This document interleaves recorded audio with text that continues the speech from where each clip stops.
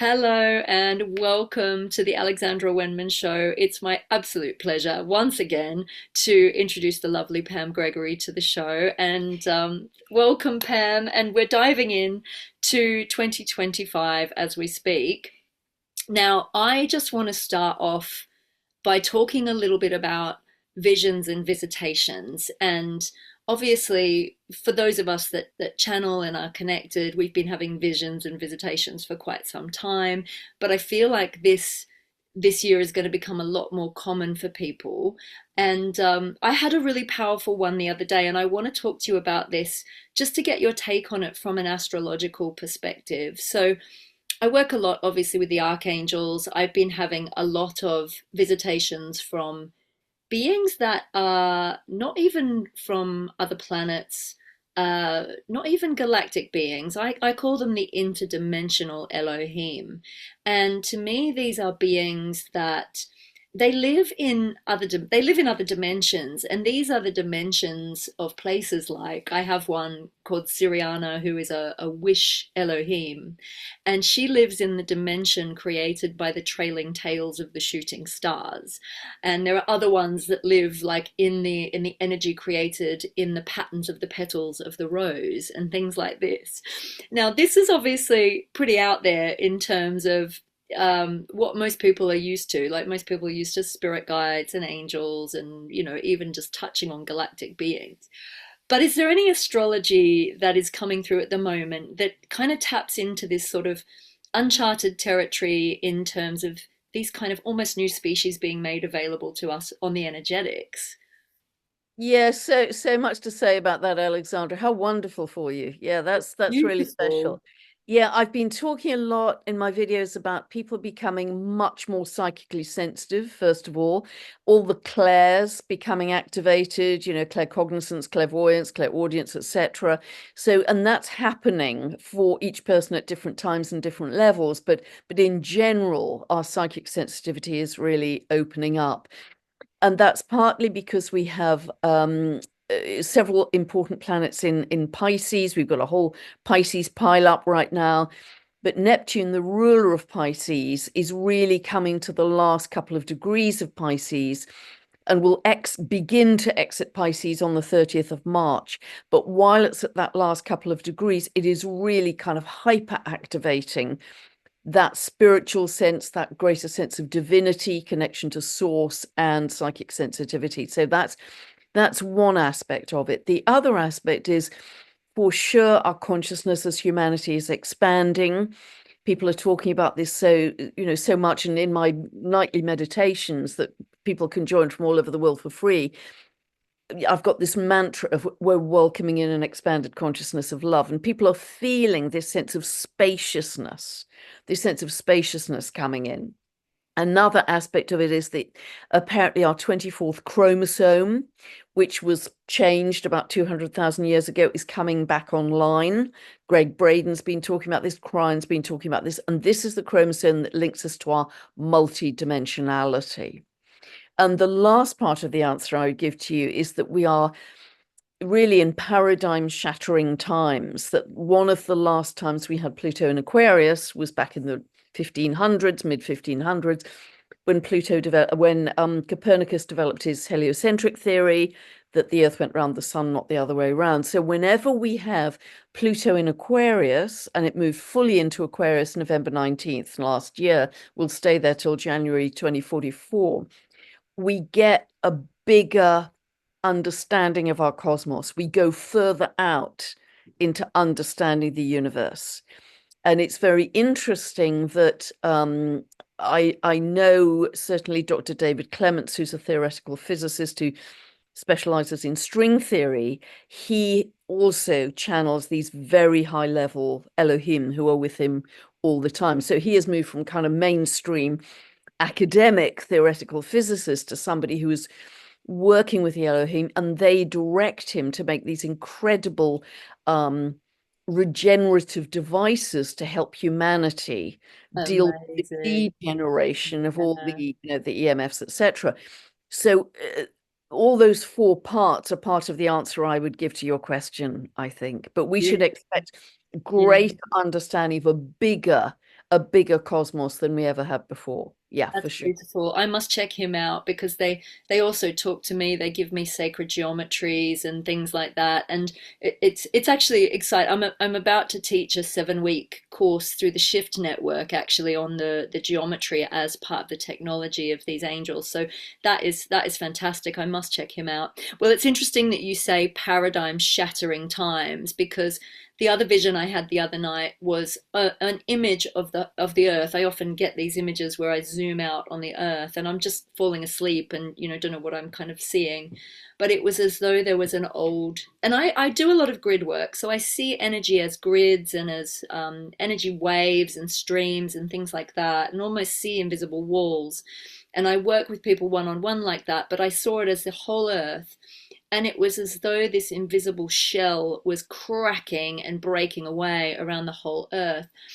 And then Archangel Michael came in, and it was one of those very visceral experiences. Sometimes I just hear the angels, and other times they kind of feel like I mean, they're part of our own consciousness anyway, I believe, but it felt like he was standing in my energy field, and this power and this energy and the indigo light was coming through, and I got this very clear message of there is about to be a I hope metaphorical, a bombshell dropped on your news very soon, and some very, very potent and unavoidable truths coming to light, which are going to shock people to the point where it's going to take people's blinkers off. Those that have been in cognitive dissonance and not wanting to see are not going to be able to avoid seeing some really earth shattering truths.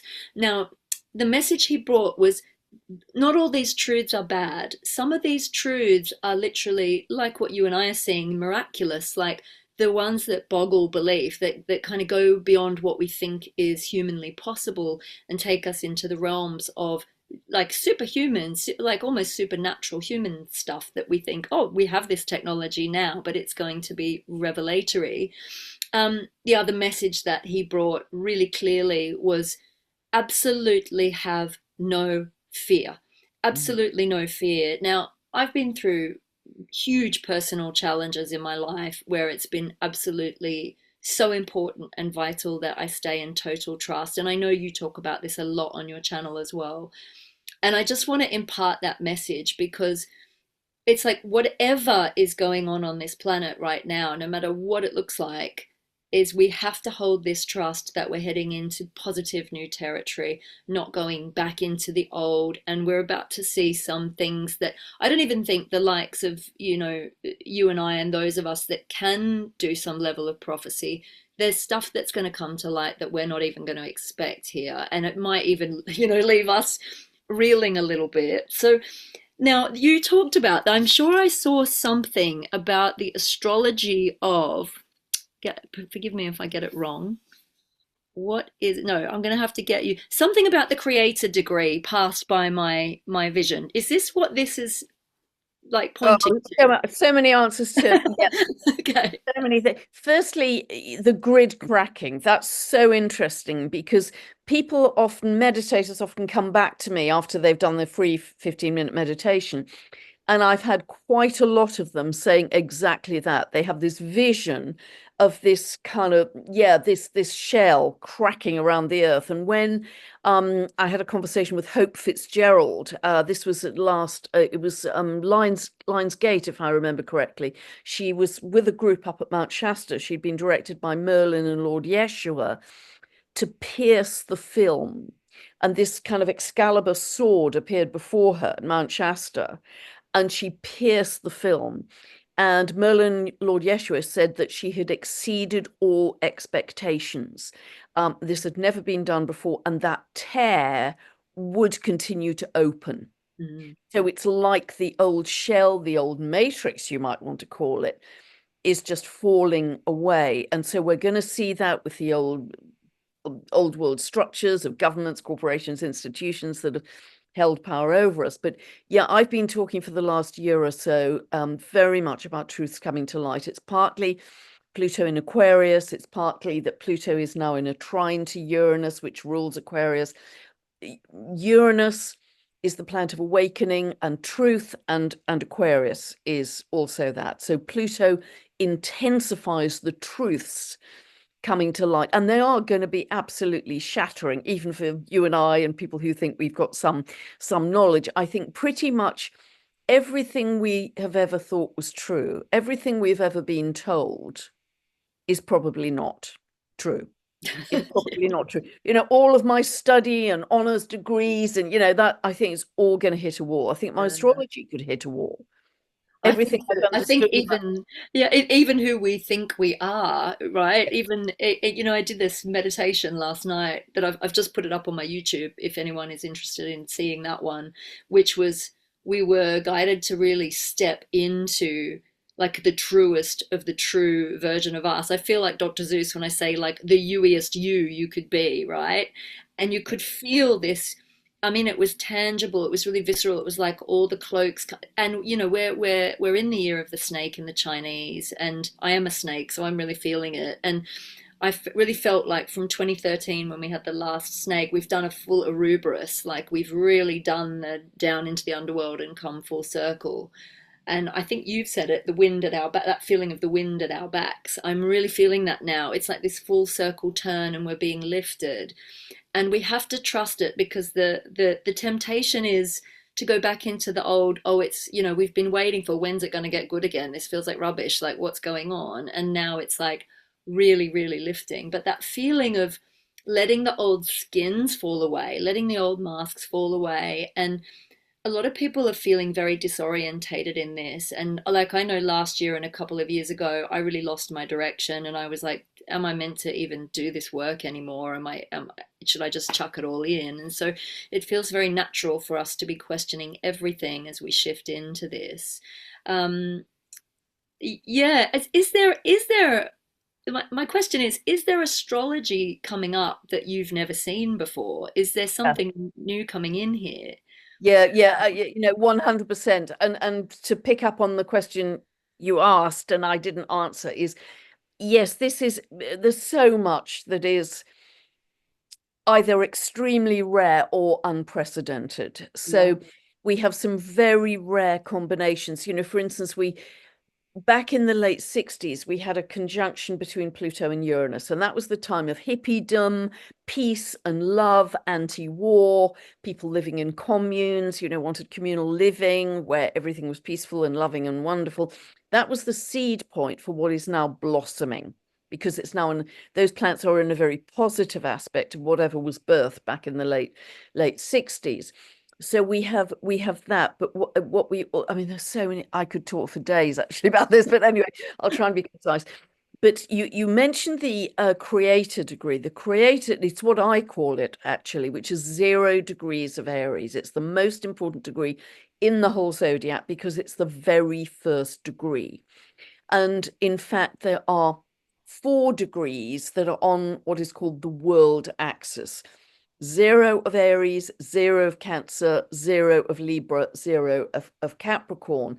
And if anybody in their birth chart has a planet within 2 degrees of that, that archetype for you is thrown onto the public stage in some way, has public potential.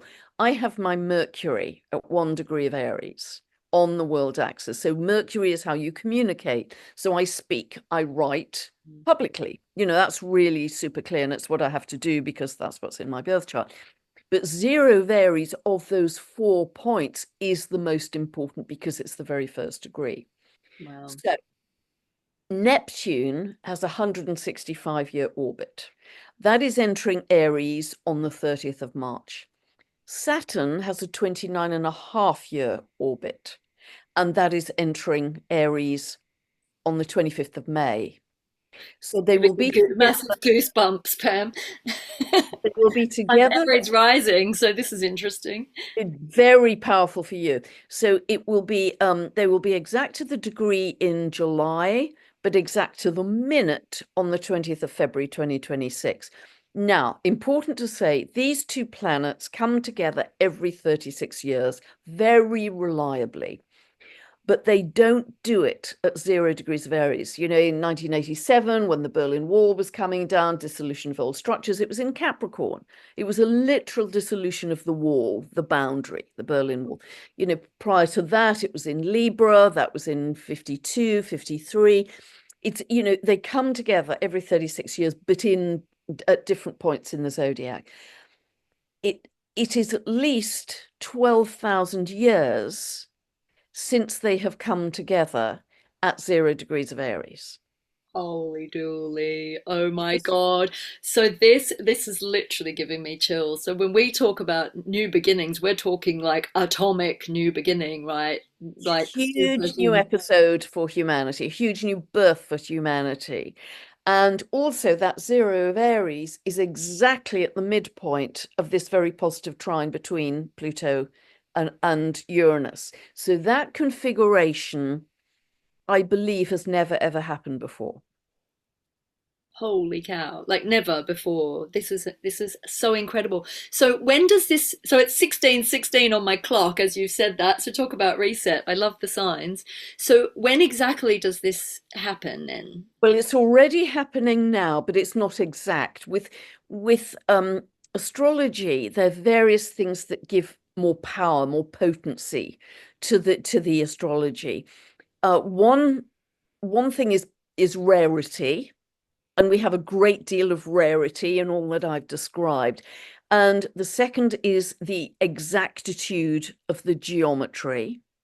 The third thing is if they are at particular very powerful degrees, like 0 degrees of Aries, it doesn't get any more powerful than that. So we have all of those three things happening right now. We've got the rarity of this combination, we've got the exact geometry coming in, and we've got the 0 degrees of Aries really shouting that this is a new episode for humanity. So these are already operational. They're already what's called within orb. They become exact really from August, particularly August through to October this year. Wow. Very powerful, but really they continue all the way through until early 2027. Wowzers. This is exciting. Very exciting. The Saturn part of that moves on a little more quickly because that's got a 29.5 year cycle. But Uranus has an 84-year cycle, Pluto 248-year cycle, Neptune 165. So they hang around at those same degrees, certainly very strong through late the autumn, Northern Hemisphere through this year and through next year. Super strong. So we are in such powerful times of transition, transformation, and metamorphosis, I want to say, as humanity. I love it. Now, my guides are shouting at me, March, March, March, March, March. So can we give a picture? Can we give a picture in your perspective of what's happening in March? Because it's nearly upon us. Yeah, yeah, absolutely. We're in it. We're in the energy. It's eclipse season in March. We have a total lunar eclipse on the 14th, a solar eclipse on the 29th. And we have an awful lot of water happening. So that could be literal, that could be flooding, it could be tsunamis, a lot of rain in various, I'm just starting to look at this for March. So I can't specify the geographies at this point, but I will be doing soon. It could be a feeling of, emotional overwhelm. There's an awful lot happening. But it's also all of those planets in Pisces, the Pisces pile up. It is it's a yearning to connect to source, a yearning to connect to our divinity that's going to be so strong. And I personally feel that in the second half of March and early April, there will be quite a significant jump in consciousness for humanity, a really marked jump in consciousness for humanity. Now, depending on who we are, where we are on our journey, that's going to be very individual. Some people are going to have a massive jump. Other people may have a smaller jump. No judgment there. We're all on our journeys. But the potential for a significant jump in consciousness is there for everyone. And that will be powerful. And it will open up our psychic sensitivity even more. So a lot of people are going to be having vision, in the way that you do on a regular basis, Alexandra. That will become more and more common. And this sense of connecting to angels, connecting to your guides will come in much much more strongly. So I see the second half of March and early April as being super powerful and very positive. Now, I have to say there's another timeline, which is how it's played out historically. Neptune last went into Aries in April 1861, within one day of the US Civil War. So this is potentially idealizing war, glamorizing war. That's a historical timeline that I don't personally think we should repeat because, we've evolved beyond that. But it's a lower timeline. So just as you've said, Alexandra, we must absolutely not go into fear to make that manifest. We must keep our spiritual blinkers on, live in love, live in joy, live in compassion, live in gratitude, and we are fixed, we're locked onto love as our timeline going forwards. The guides are talking just currently, Pam, as we're discussing this, because the war was on there as one of my potential questions, and what they're saying is the intensification of the war programs running now is in a little bit how it did, I suppose, back in World War II and in the 60s and the Vietnam War in the 70s. The intensification of it is to almost to force people back into their hearts and to make people go, we don't want this, and in this day and age especially, it feels utterly shocking that we're still going to war.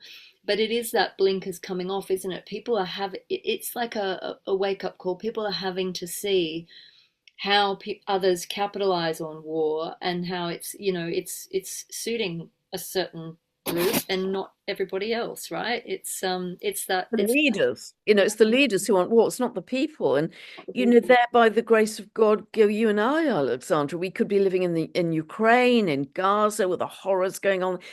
So that absolutely opens our hearts and brings up the compassion. And to think in the 21st century we're still killing each other, I mean, it's just unimaginable. And so I think, I see a lot of strong protest in Europe, but also in the US, with people literally on the streets saying, we're not doing this. Done. We're absolutely done. Mm. Um, we're not having it, and that will bring people together with a unification of humanity that we haven't had to such a degree for a very, very long time, possibly ever. So that's the purpose of that lower timeline, I think. Yeah, it's interesting your guides are saying that. I've just been listening to somebody else saying that, actually. So it's interesting because it does fit the lowest possible expression of the astrology. Yeah, and there's the push Expression. pull, isn't there? It's like the two extremes, the yin and the yang playing out. It's interesting too. At the beginning of this year, I knew. Well, actually, it was at the end of last year. I knew this year was going to be really huge, and I was running a retreat in Egypt, and we went into the King's Chamber.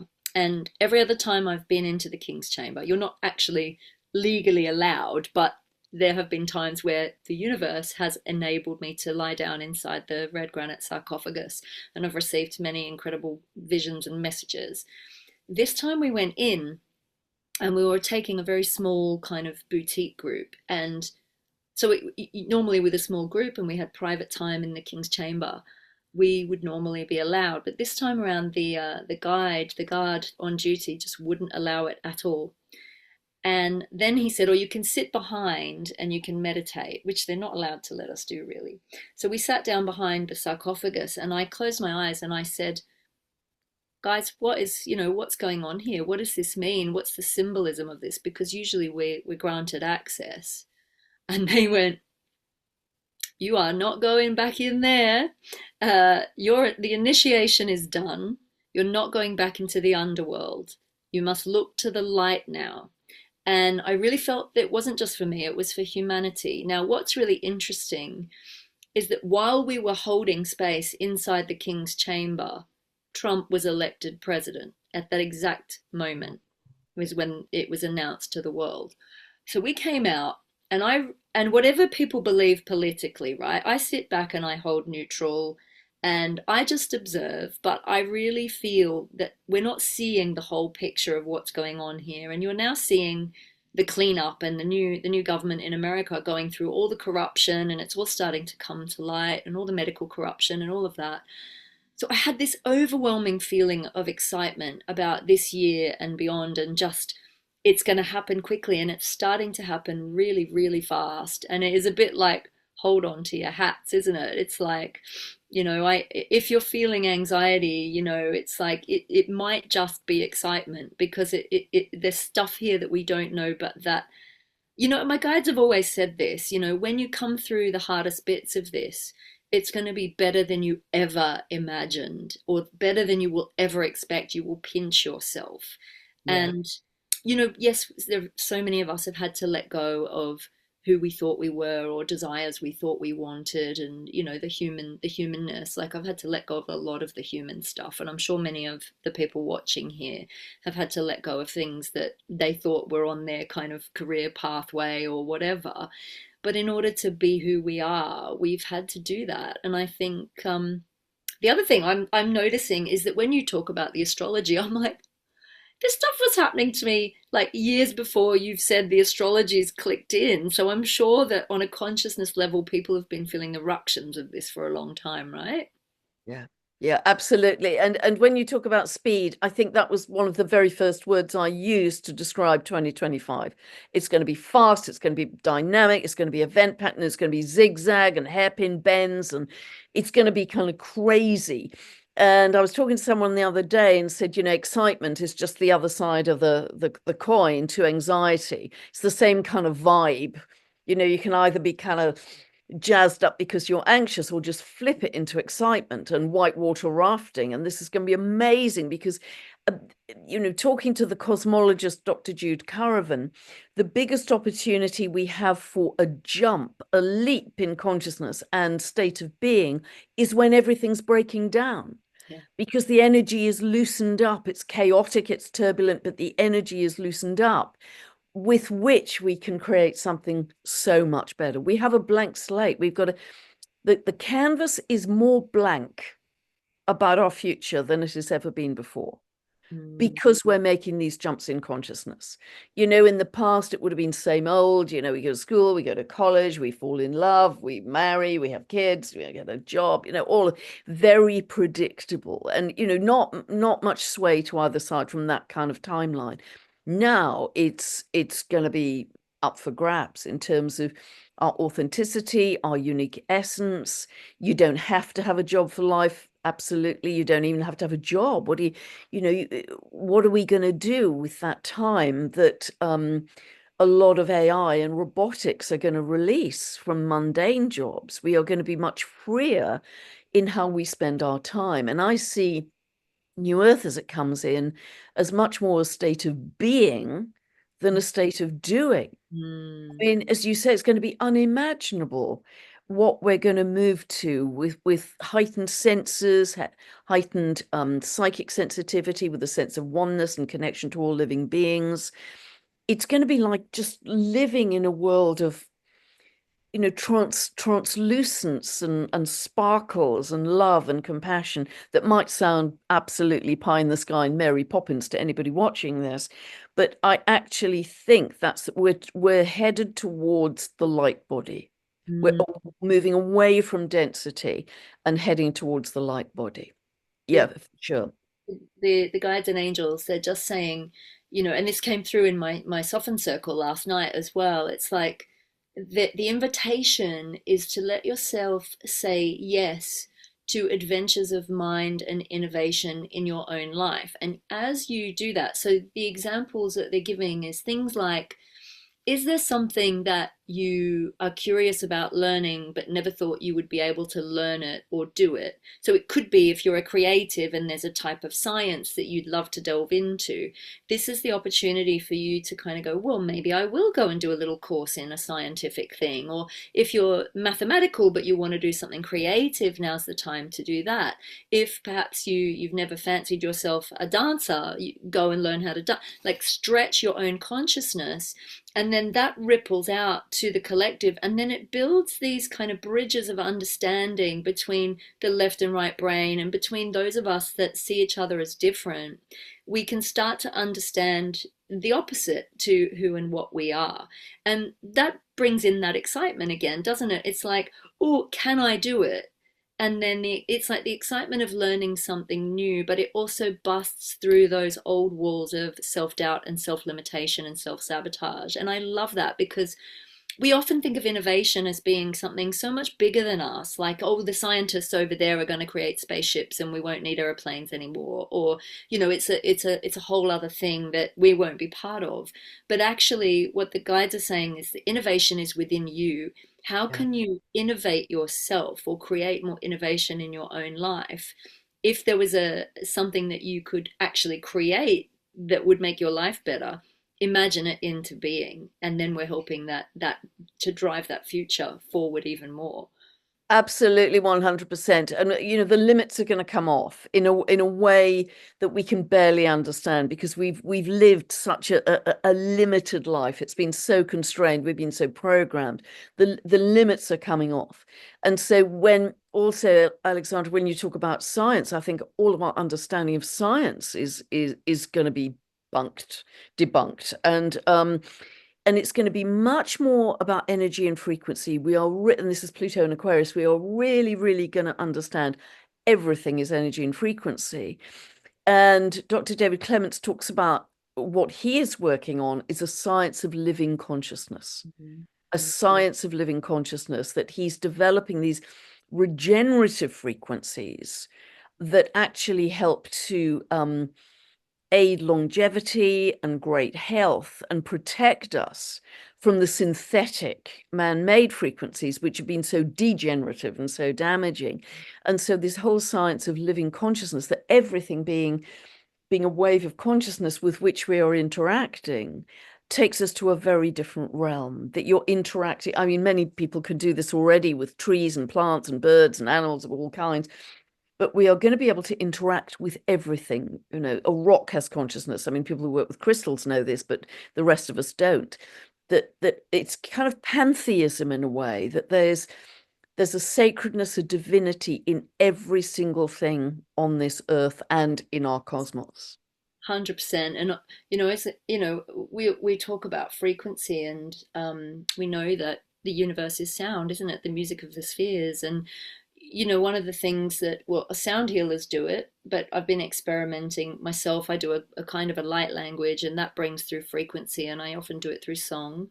But what I find is when you are able to kind of sing over your body, it helps to neutralize a lot of the EMFs, and you can feel it working on yourself.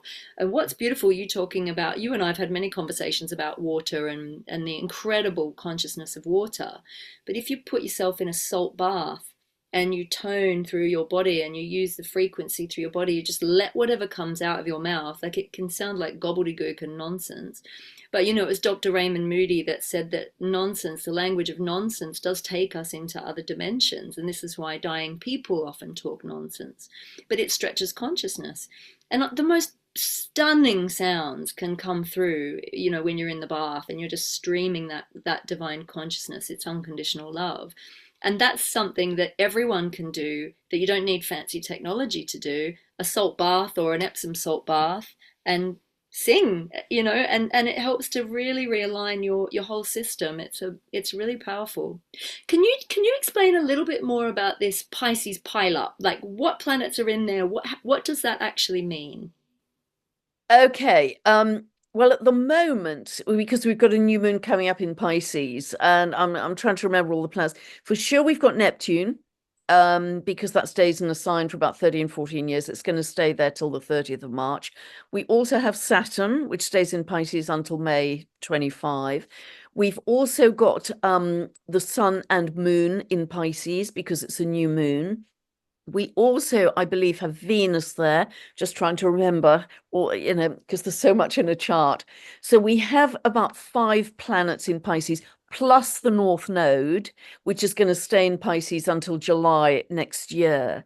So that is a very, very unusual. In fact, extremely rare, because Neptune is only going to be in that sign for 165 years, but it won't necessarily be at the same time that Saturn is there. So you've got a very, very rare pile up. So Pisces is about our creativity. It is about the flooding, the oceans, the seas, the emotional overwhelm and confusion, but it also is this great sense of connecting to the divinity of the earth, remembering our divine connection to the earth in a way we've completely forgotten in our so-called modern sophisticated civilization. So there's a remembrance here. I was reading Richard Rudd the other day, his 55th gene key about the dragonfly, and he was talking about, yes, we are going through an accelerated period of evolution, but the indigenous people also talk about an involution. And the involution, you may know this, Alexandra, because I know you got links with well, you are Australian, aren't you? I think, Yeah. yes. The indigenous people have this sense of the remembrance of our connection to the earth, shamanism, how to live in harmony with the earth, which again we've forgotten, but we're going back to. And I think this will also connect us to, because the nodal axis is in Pisces, the south node in Virgo, Virgo is earth. Not only are we going to remember the divinity, the divine connection to earth, but I think this will also bring up things like the inner earth beings and their wisdom teaching us a great deal as well. So from now through till late March, we are going to have a tremendous amount of this Pisces energy, which has its challenges with at the water level, but it also is incredibly inspiring at the spiritual level.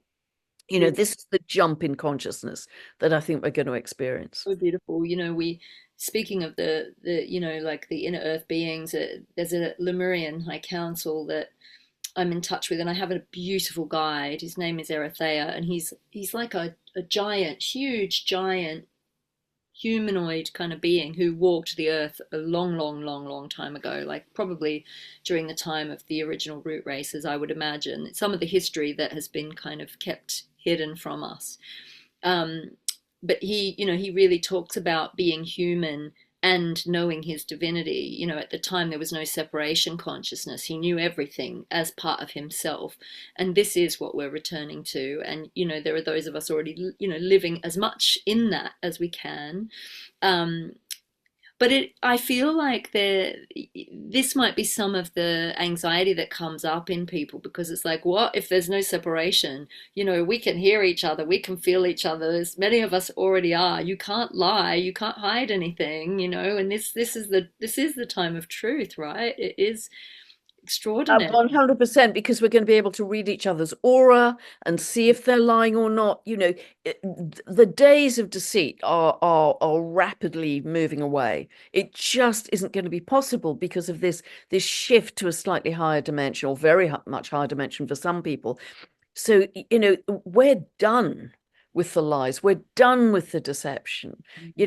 We can see the skinny wizard behind the curtain. Yes. The whole edifice is collapsing now, which is really, I mean, it's scary in terms of the number of truths that are going to come to light, and very fast.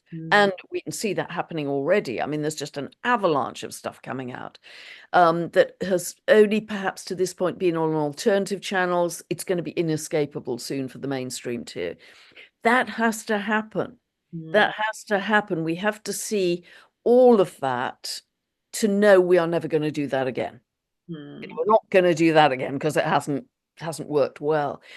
But also, in order to give us a clean slate to create something way better than we've ever lived in many, many lifetimes.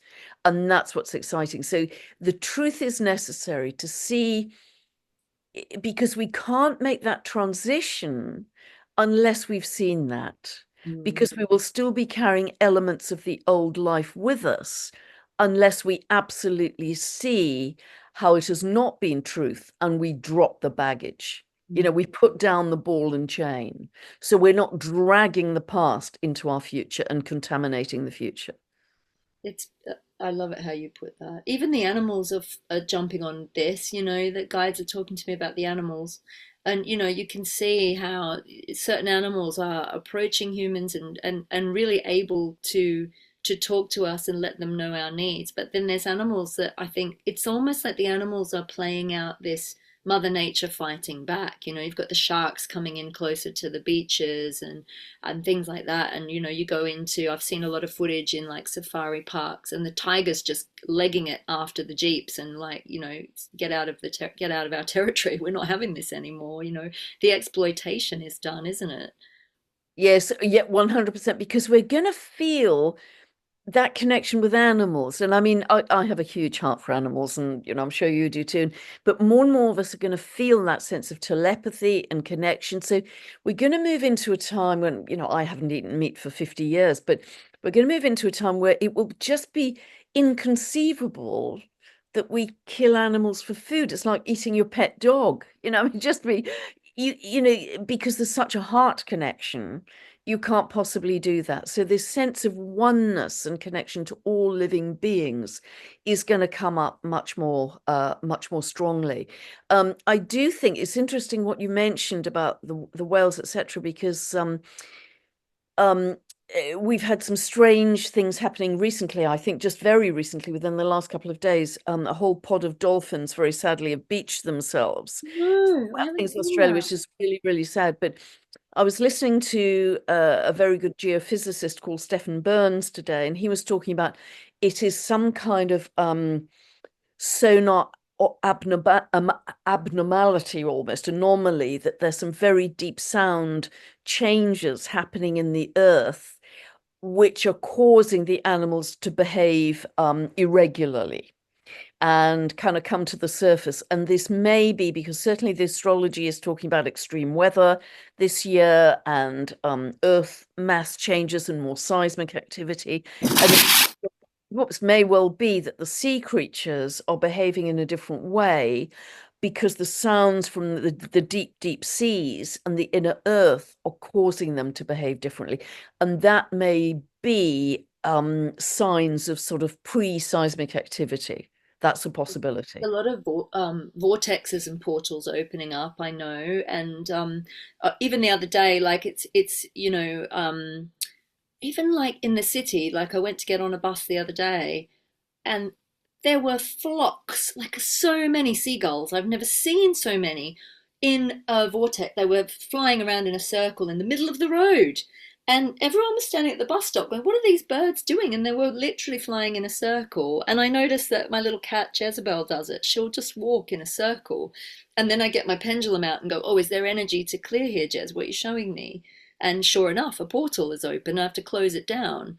So I think they're kind of recalibrating the energies somehow. They kind of know how to do it. They're so super intelligent animals. I mean, I think they're way ahead of us. We're the laggards. The animals are way ahead because they're so instinctive, they're so in tune with the earth, but also because the anything not born of love, the old low density energy, because that's collapsing, it's causing great turbulence in the physics of energy, let's say, in the plasma and the physics of energy.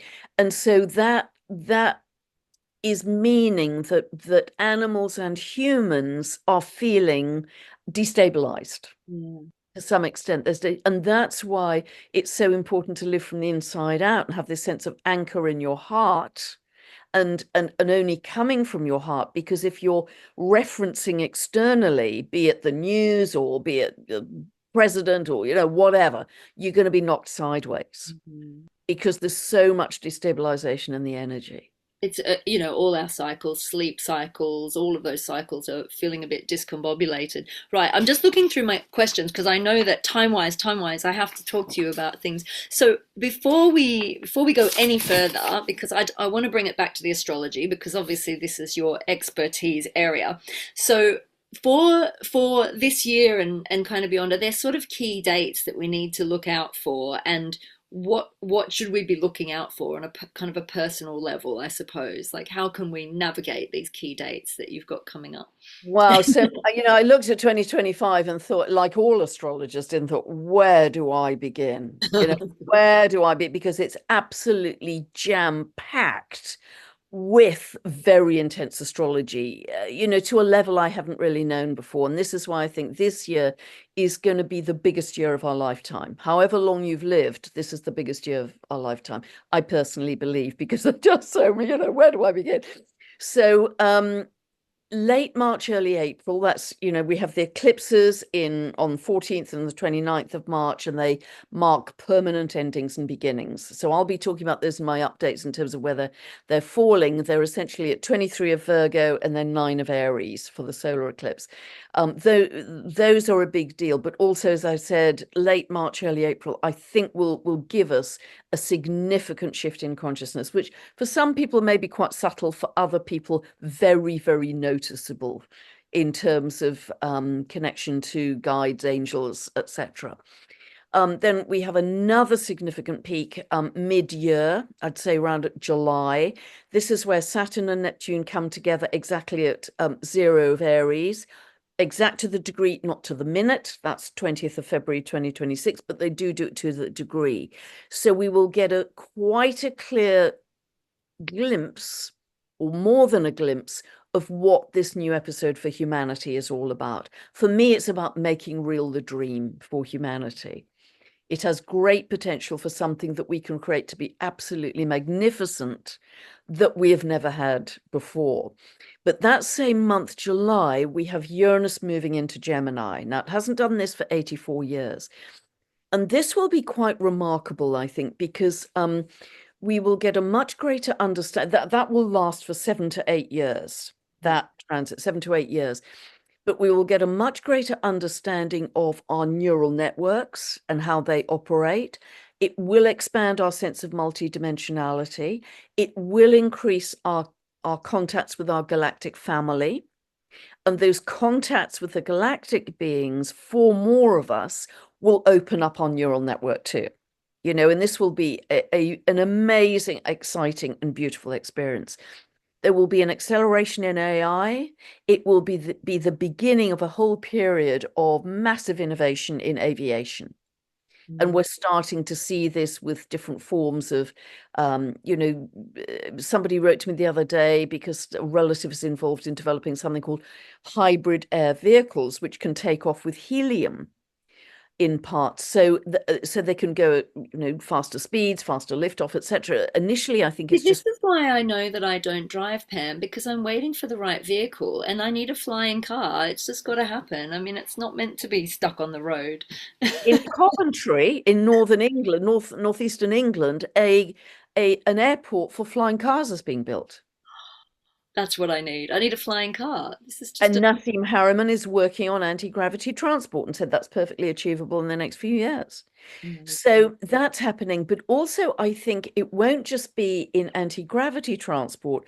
I think ultimately we will just focus on a place, be it on Earth or in space or on another planet, and we will instantly go there. We'll Yeah, just be able to transport teleportation. ourselves. Yeah, Yeah. teleportation. I know I that water is going to be involved in this, the science of water. And I think I spoke to you about the Arcturian channeling I did a couple of years ago, and they were like, if you can unlock, if you can really, as a humanity, unlock the science of the consciousness of water, you will be able to create whatever you want in an instant, material, because it's like the waters of the womb, isn't it? It's the primordial waters that Yeah. somehow, maybe it's like the mists of the water, the molecular structure of the water is able to materialize and dematerialize things. I think this is already happening anyway.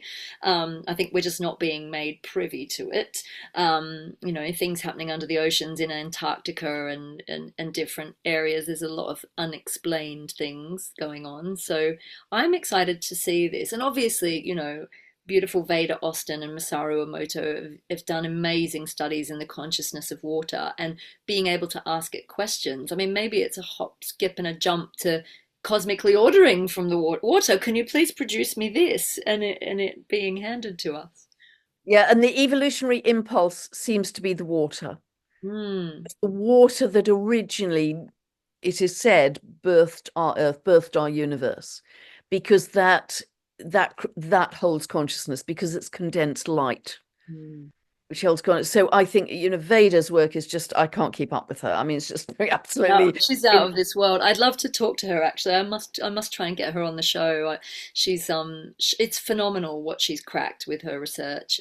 And she's made an art form really. It's beautiful, isn't it? She really, because she was originally an artist, so she's very much got an artist's eye, but she's also very objective and scientific. And I love her work. She's a good friend of mine now, but I know she is just going just in quantum leaps with her work. And I think she's doing some work in the Egyptian pyramids coming up this year with water, and heaven knows what that's going to show us. So water Um, is leading us. Water is leading the evolutionary impulse, and I thought it was beautiful talking to Richard Rudd when he was talking about, the metamorphosis of the water nymph, which is this kind of grey predator that lives underwater, into the dragonfly, and the dragonfly is able to fly because the water nymph pumps the water from its old body into the wings in order to expand the wings of the dragonfly to enable the dragonfly to fly. And she's then a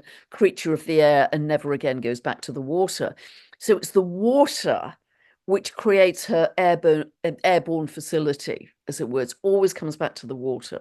So there's so much in water that we are yet to discover. Yeah.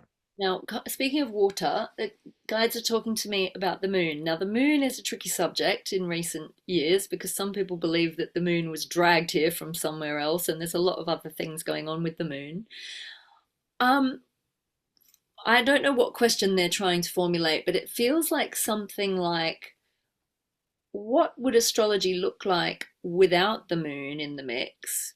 Would we have a very different picture for this planet?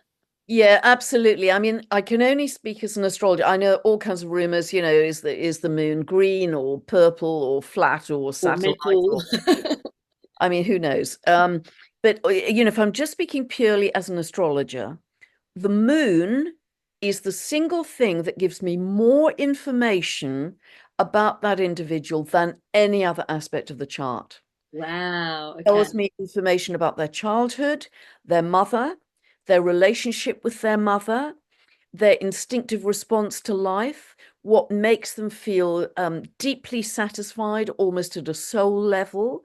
It gives me information also about their past life. It gives me information even about the dietary habits.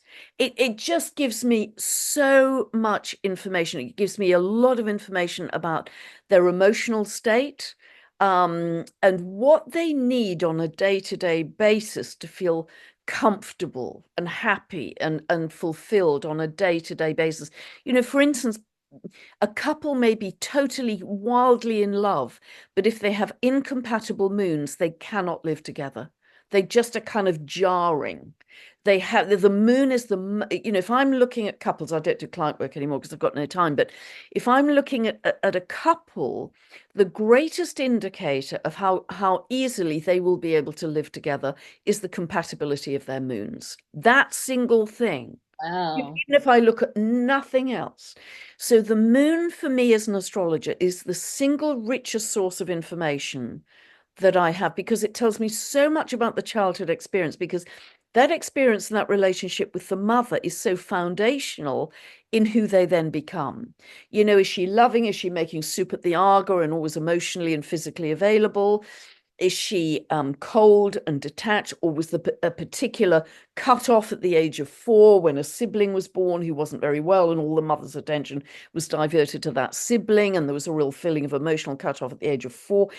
All of these specific dates I can see in the chart where there's a challenging aspect to the moon which changes the relationship with the mother. And I could talk for hours and days about that. So if the moon turns out to be not what astrologers have thought it to be, that will be the day I retire and say, Well, okay. wouldn't that be a revelation if it's not? I mean, And I think it's entirely possible. I think it's yeah. entirely possible. But for me, I would have to then think, okay, where else is this information coming from that is so rich in helping to understand the psychology of my client? Wowzers. That's incredible. But it's interesting because you've got kind of two schools of thought around the maternal, don't you? You've got the moon, but then you've got the galactic core kind of energy and the void and the womb space as well, don't you? So it's like two kind of different versions, and that would really kind of shift realities and shatter paradigms, I suppose, if the moon turns out to not be like. I actually think it's probably a chunk off another planet that exploded or something that got pulled in. TMS or whatever, but it would certainly shatter my paradigm. But I've said in many videos, I'm completely open to that because these are the times we're living in. Amazing. Oh, the guides are saying, I don't know what this is about, Pam, but they keep shouting at me 2029. Ask Pam about 2029. What's coming up then? Have you looked that far ahead? I haven't looked that far ahead because there's so many crocodiles to get through before that. I mean, Good. what I can say is many spiritual leaders and speakers and guides were talking about 2032 being the beginning of the golden age. Diana talks about 2032, I think. She Yeah. does. And however, somebody wrote to me recently and said he studied hundreds of people like us and spiritual leaders and blah blah blah, and over half of them now are saying that that 2032 marker has come way back closer to us in time, that many of those people are now talking about 2026 or 2027 even. I And think you're right. I think we've sped it up because so yeah, many people are in their hearts now, and I'm seeing timeline shifts all the time. I've seen it in myself, I've seen it in my clients, and some of the work I do is shifting them up to higher timelines. Getting them onto their highest trajectory and walking them into the future. Like we did this beautiful process where we walked them into the most probable future where they've overcome all the obstacles already to kind of, and it didn't need to be that they knew what they wanted because that could change. It was just if you are in total alignment with your divinity and who you truly are, what is your most highest probable future? What does it feel like? And then they brought gifts back into this timeline, like codes and almost like gifts and talents that would be awakened into the DNA by bringing that light and that energy as I guess, like a living plasma essence of their future self back into the now reality. And yeah. it's beautiful. It was all guided. Like it was, I never could make this stuff up. I just sit and ask, what do we need to do tonight? And then I get shown. And I wish I could kind of, preempt it more, but it's, I need to spend more time just sitting and listening to them because they bring these beautiful processes that are so alchemizing. And Certainly, just to say, we have absolutely accelerated because yeah, Diana and Tim Wilde, who she works with a lot, who I know personally, they live in the area. They have both said we are ahead of schedule definitely, I because agree. humanity's been able to accelerate its consciousness. That's amazing.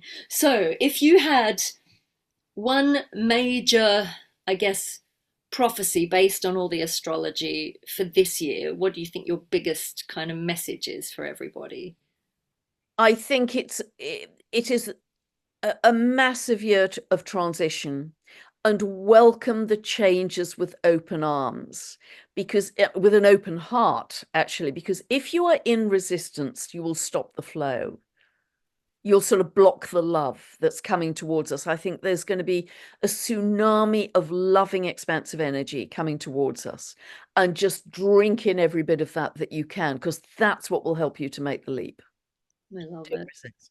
Pam, it's always so beautiful to talk to you. I could go on talking to you for days and days, but I know that we're on limited time today. But it's gone really quick, as it always does when we speak. And I love that we're both wearing my favorite color, the beautiful pink. So there's the message of love. Is there anything else that you would like to mention to our viewers, or anything that you have coming up that you'd like them to know about, or I think really just keep looking at my YouTube channel, because that's where I'm putting, I've stopped doing a lot of the writing now because I want to use my time to have the greatest impact to the greatest number of people, because things are happening so quickly. It's the best way I can help people. So just look at the YouTube channel. In the recent couple of months, I've put out a lot of very different information, and equally going forwards, I'm going to be talking to some very different people, different perspectives, some scientific, some spiritual. So yeah, just keep watching those, and there's a lot. There's a lot. There's a lot.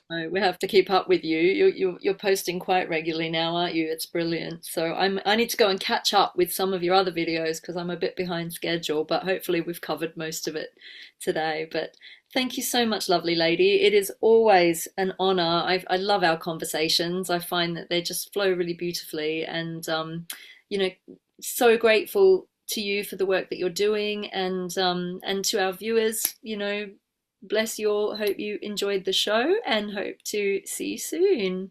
Thank you. Wonderful. And thank you, Alexandra, for the opportunity. Yeah, loved our conversation, and just loads of love to everyone out there who's listening. God bless you all.